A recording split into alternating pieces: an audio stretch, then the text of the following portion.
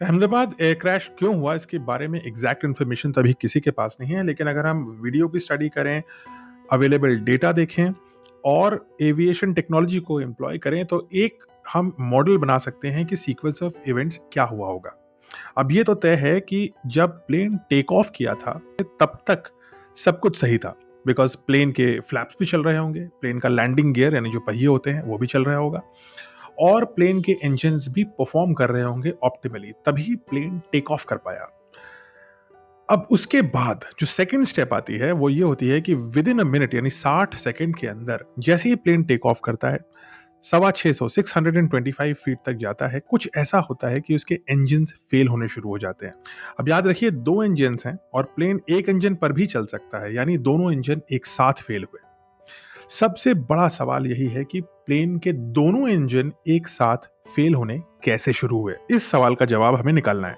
अब तीसरा स्टेप तब आता है, ये देख करके जो प्लेन में कैप्टन है, कैप्टन सुमित, वो तुरंत रेडियो करते हैं एयर ट्रैफिक कंट्रोलर को मेडे कॉल, यानी कि सुपर इमरजेंसी है, एकदम रेड अलर्ट है। उनको अब समझ में आ चुका था कि प्लेन के इंजन्स में कुछ भारी प्रॉब्लम आ चुकी है।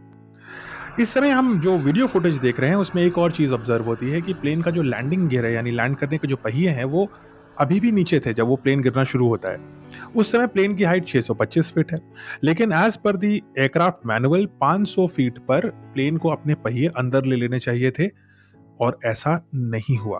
तो क्या ये सिर्फ मिस हो गया पायलट से क्योंकि बहुत स्ट्रेसफुल सिचुएशन होगी, या लैंडिंग गियर स्टक हो चुका था? अगर लैंडिंग गियर स्टक हो गया था तो इंजन फेलियर और लैंडिंग गियर स्टक होने दोनों कैटास्ट्रोफिक इवेंट्स एक साथ कैसे हो गए? अब पांचवा स्टेप क्या होता है?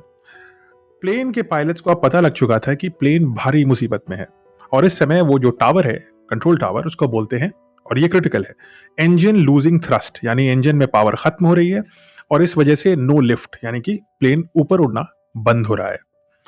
अब इसका मतलब यह था कि पायलट्स को एग्जैक्टली पता चल चुका था कि दोनों ही इंजन्स पावर लूज कर रहे थे और प्लेन अब स्टॉल कर रहा था, यानी सीधी पोजीशन में पत्थर की तरह ऐसे नीचे गिरना शुरू हो रहा था। अब छठा स्टेप होता है और पायलट्स के पास करने को कुछ खास बचा नहीं है।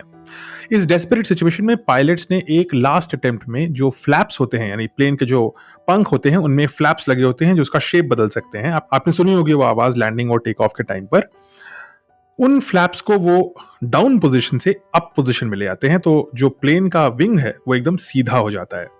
अब ऐसा करने से प्लेन कम इंजन पावर में भी स्पीड पकड़ सकता है, बट ऐसा करने का साइड इफेक्ट ये होता है कि अब प्लेन को जो मिनिमम स्पीड चाहिए अपने आप को हवा में रखने की, वो मिनिमम स्पीड और बढ़ जाती है, यानी कि या तो वो इंजन जल्दी से उस मिनिमम स्पीड पे आए, नहीं तो प्लेन स्टॉल करेगा और पत्थर की तरह गिरना शुरू हो जाएगा। इंजन्स अभी भी पावर उतनी नहीं दे पा रहे हैं कि फ्लैप को सीधा करने के बाद भी प्लेन अपनी स्पीड पकड़ पाए और इसकी वजह से प्लेन गिरना शुरू होता है, वो एग्जैक्ट मोमेंट जब प्लेन ऐसे जाकर के नीचे जाना शुरू हो जाता है।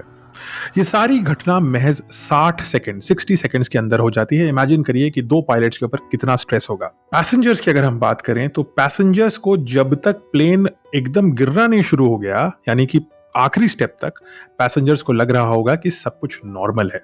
आखिरी 5-7 सेकंड में पैसेंजर्स को एकदम से गिरने का अनुभव हुआ होगा, जैसे प्लेन तेजी से नीचे गिर रहा है, और 5-7 सेकंड की पैनिक के बाद इंपैक्ट हुआ और इंपैक्ट होते ही जो बैकबोन होती है वो पैसेंजर्स की तुरंत क्रश हो जाती है, यूजुअली ऐसा ही होता है। और उसके बाद जो प्लेन का फ्यूल था उसने आग पकड़ ली और इस आग ने सारे पैसेंजर्स को ऑलमोस्ट जला दिया। महज 5 सेकंड के अनुभव में एक ब्यूटीफुल फ्लाइट एक ऐश और रबल बन गई।